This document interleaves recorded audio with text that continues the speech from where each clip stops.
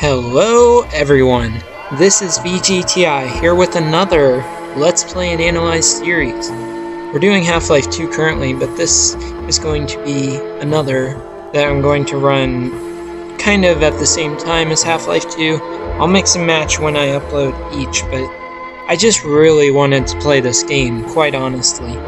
It's very good, there's a lot to analyze in it, and it has such a good story. Which means I'll probably end up playing the second one too. So, let's get right into it. If you guys don't know much about Hotline Miami, well, you're soon going to find out. Let's just say that it's very trippy, and it has a very intriguing story. That's all I can really say. You'll see.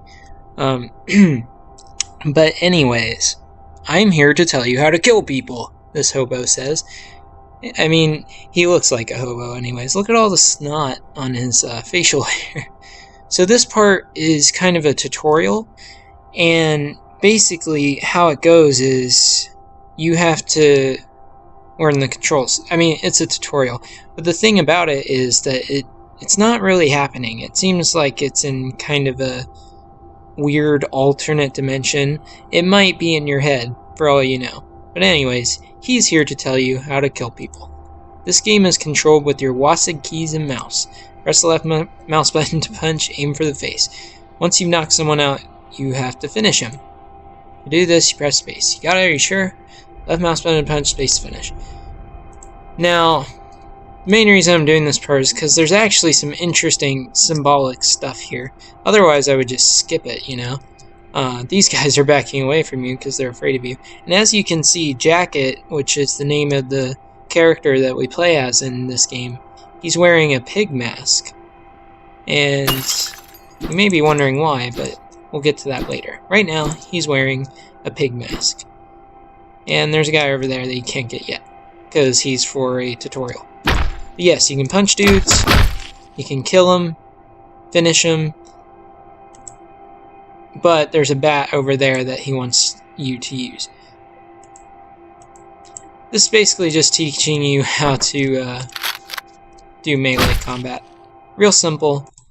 And now he wants you to get a gun.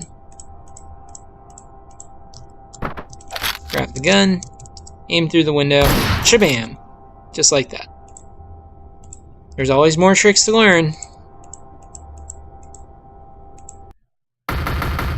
So, let's go right into it. Part 1, phone calls. So, Jacket starts out his adventure in this grimy, shadowy looking place. It's actually kind of similar looking to where you just were for the tutorial. And you'll see what I mean here, especially with the lights. So here are these masked people. This person says, and who do we have here? Oh, you don't know who you are? Maybe we should leave it that way? This guy is very important, but I know you. Look at my face, we met before, haven't we? I don't know you. Why are you here? You're no guest of mine. Do you really want me to reveal who you are? Knowing oneself means acknowledging one's actions. As of lately, you've done some terrible things. You don't remember me? I'll give you a clue.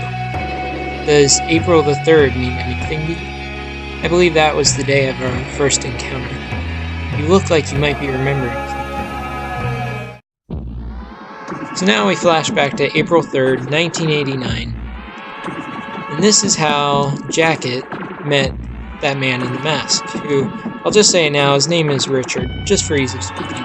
Richard is a very important character, and he's going to incorporate into a lot of my theories for this playthrough. And for the second game, in fact. So, you'll see. But very often Jacket will be seen speaking to these three masked characters in that dark room. And that's another thing I'll go into later, but there's various theories about that and what it could all actually mean. But they are very important. This is Jacket's apartment. Pretty simple place. It's not very well kept, which just kind of shows how he is. You have one new message. Hi, this is Tim at the bakery. The cookies that you ordered should be delivered by now. A list of ingredients are included. Make sure that you read them carefully. And in here is a mask. As you can see, it's the mask that Richard was wearing in that dreamscape, whatever you want to call it. The target is a briefcase. Discretion is of essence. Leave target at point F32 inside the dumpster. Failure is not an option. We'll be watching. So Jacket's getting these phone calls. This is his first phone call.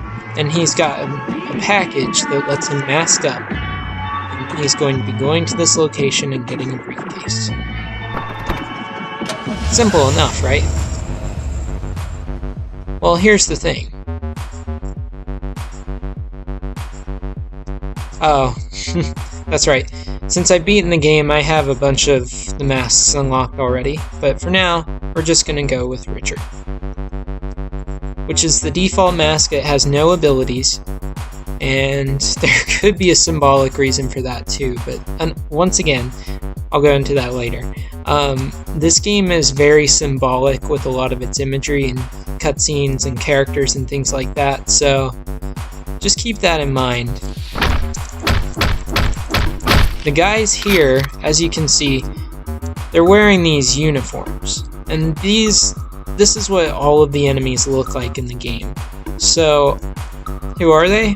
They're part of the Russian Mafia.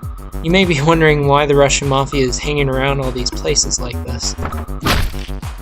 Well, Hotline Miami takes place in a sort of weird pseudo-past where in the late 80s, the Russian Mafia basically took over things. And I'll go into more detail later about what actually happened, but basically, you find out more once you read the comics, because there's like some tie-in comics that you can read, but basically some nuclear things are going on. There's basically nuclear deterrence happening between Russia and...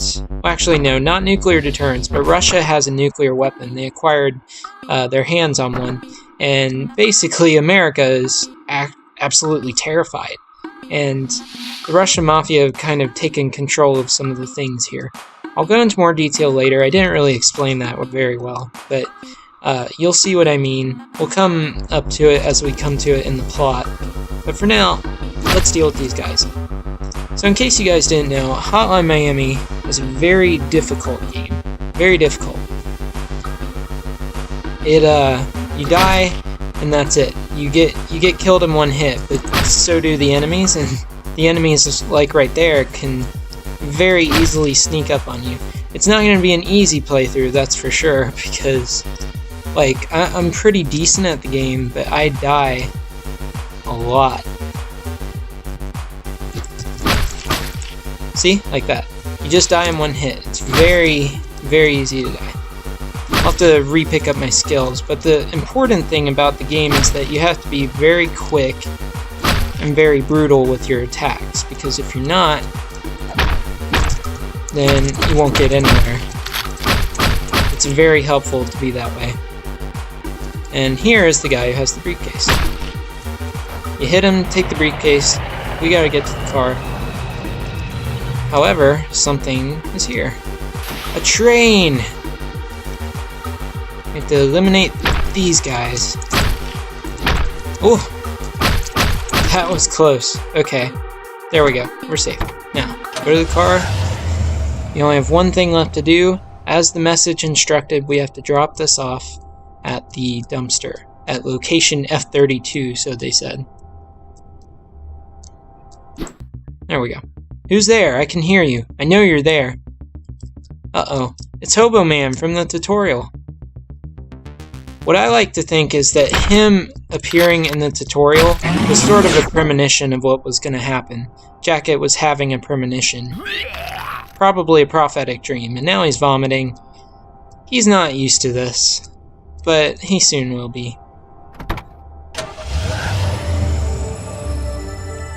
Or rather, I should say he is used to it.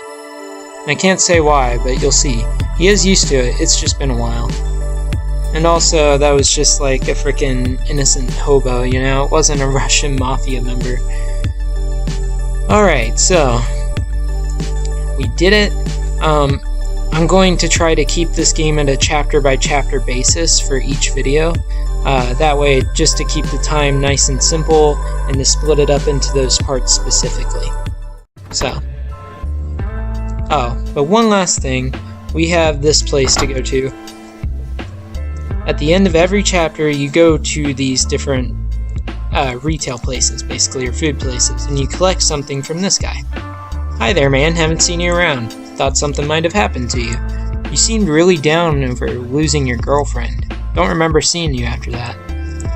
Maybe we should talk about something else. So, out for a midnight snack, huh? Oh, don't worry about it, it's on the house. Good to see you, have a nice night. So he's letting you have a snack for free. Very awesome. As you can see, he knows Jacket in some way. But what way is not yet quite clear.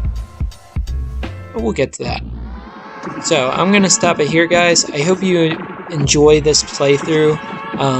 I know it wasn't like anything that's been requested. I just wanted to do it personally because Hotline Miami is a game series I've always wanted to talk about because of its mysteries and its symbolism. And I think it would make a good Let's Play and Analyze. So, look forward to the next one. If you have any comments, thoughts, suggestions, then please let me know. Like the video, subscribe to my channel, whatever else. Thank you for watching, and I'll see you in the next one.